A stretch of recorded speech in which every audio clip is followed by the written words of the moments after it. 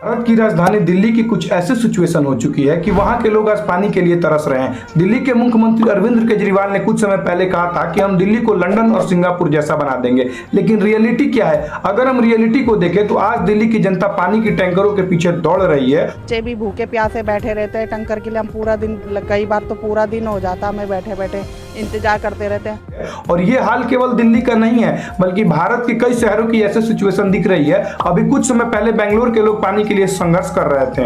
अगर आप बेंगलोर के वाटर क्राइसिस को समझना चाहते हैं तो आप ये वीडियो देख सकते हैं और इस वीडियो का लिंक मैं आपको डिस्क्रिप्शन में डाल दूंगा।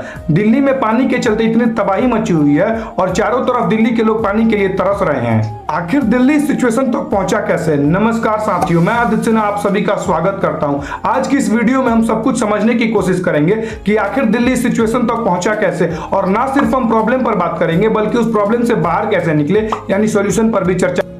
इस क्राइसिस को समझने से पहले हमें यह समझना होगा कि आखिर दिल्ली में पानी आता कहां से है। दिल्ली अपने टोटल वाटर सप्लाई के लिए अपने पड़ोसी राज्य से हरियाणा, पंजाब, उत्तर प्रदेश पर तो काफी ज्यादा निर्भर है। दिल्ली का 40% वाटर यमुना नदी से आता है, 25% वाटर गंगा नदी से और 22% वाटर भाखड़ा डैम से और 13% वाटर ग्राउंड वाटर से आता है। चलिए अब समझते हैं कि दिल्ली में वाटर क्राइसिस का बढ़ने का कारण क्या है। दिल्ली में पानी की कमी का कई कारण है, जैसे अत्यधिक ग्राउंड वाटर से पानी का निकासी होना। हम जिस स्पीड से ग्राउंड वाटर को खाली कर रहे हैं उस स्पीड से ग्राउंड वाटर के अंदर पानी नहीं जा रहा है, जिसके चलते ग्राउंड वाटर लेवल काफी नीचे जा चुका है। पहले 100 फीट नीचे पानी मिल जाता था और आज 1000 फीट नीचे पानी का कोई नामो निशान नहीं है। अगर ऐसा ही चलता रहा तो हम अपनी आने वाली जनरेशन को पैसा और प्रॉपर्टी तो देंगे, लेकिन सबसे इंपॉर्टेंट चीज पानी ही नहीं दे पाएंगे। इसलिए मैं आपसे हाथ जोड़ के रिक्वेस्ट करता हूं कि आप पानी का यूज कम से कम कीजिए, ताकि आपकी आने वाली जनरेशन पानी के लिए संघर्ष ना करे। और दूसरा कारण है कि वाटर बॉडीज को पॉल्यूट किया जा रहा है। दिल्ली की यमुना इतनी पॉल्यूट हो चुकी है जिसका कोई हद हिसाब नहीं है, और यमुना को पॉल्यूट करने में सबसे ज्यादा दिल्ली के लोगों का हाथ है, क्योंकि केवल 2% यमुना दिल्ली से बहती है और यमुना को पॉल्यूट करने में दिल्ली का कंट्रीब्यूशन 76% है। वैसे आप लोग अपने अगल बगल की नदी तालाबों को पॉल्यूशन फ्री रखिए, ताकि आपके साथ कहीं ऐसी सिचुएशन ना हो जाए। क्योंकि एक बात याद रखिएगा कि आपके अगल बगल की नदी तालाबें आपकी जिंदगी जीने का एक बहुत बड़ा सहारा है। दिल्ली में पानी की कमी का एक सबसे बड़ा कारण वहां की बढ़ती जनसंख्या है, क्योंकि दिल्ली का वाटर लेवल तो लिमिटेड है, लेकिन दिल्ली की जनसंख्या दिन पे दिन बढ़ती जा रही है। लेकिन इस पे किसी का ध्यान नहीं जाएगा। लोग सिर्फ एक दूसरे को ब्लेम करना जानते हैं, लेकिन प्रॉब्लम से बाहर निकलने के बारे में नहीं सोचते हैं। क्योंकि जिस शहर में 40 से 50 लाख लोग चैन से रह सकते हैं, वहां 3 से 4 करोड़ लोग रह रहे हैं, तो ऐसी प्रॉब्लम आएगी ना। लेकिन इस पे हमारे देश के नेता सबको ध्यान नहीं है, उन्हें तो सिर्फ अपने वोट बैंक से मतलब है। और जिस स्पीड से भारत की पॉपुलेशन बढ़ रही है ना, वो दिन दूर नहीं है जब भारत के सभी लोगों के साथ ऐसी प्रॉब्लम आएगी।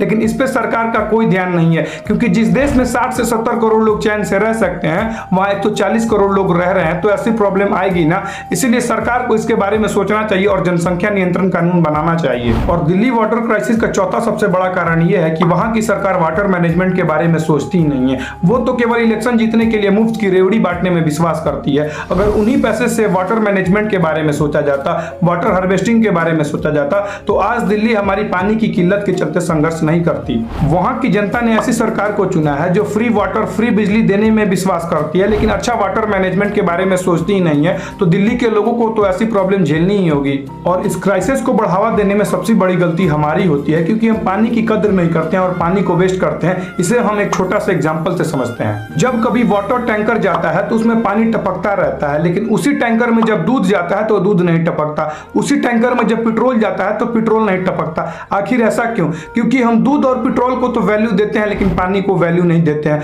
हम ये बात कैसे भूल जाते हैं कि दूध और पेट्रोल से भी ज्यादा कीमती पानी होता है। आखिर इस क्राइसिस से बचने का कोई उपाय नहीं है, या फिर हम यूं ही मरते रहें? इस क्राइसिस से बचने के लिए सबसे पहले हमें खुद को बदलना होगा, क्योंकि हम पेड़ लगाने के बारे में सोचते नहीं है, लेकिन पेड़ को तो जरूर काटते हैं। हम लोग वाटर रिजर्व पॉइंट को बनाने के बारे में सोचते नहीं है, लेकिन हम लोग नदी, तालाबों और लेकों को भरने में विश्वास करते हैं। तो ऐसी प्रॉब्लम तो आएगी ना। और जिस स्पीड से ग्लोबल वार्मिंग बढ़ रही है, कहीं ना कहीं ये पूरे देश और विदेश के लिए खतरे की निशानी है। और ग्लोबल वार्मिंग से बचने के लिए हमें ज्यादा से ज्यादा पेड़ लगाना होगा, ताकि हमारा वातावरण हरा भरा रह सके।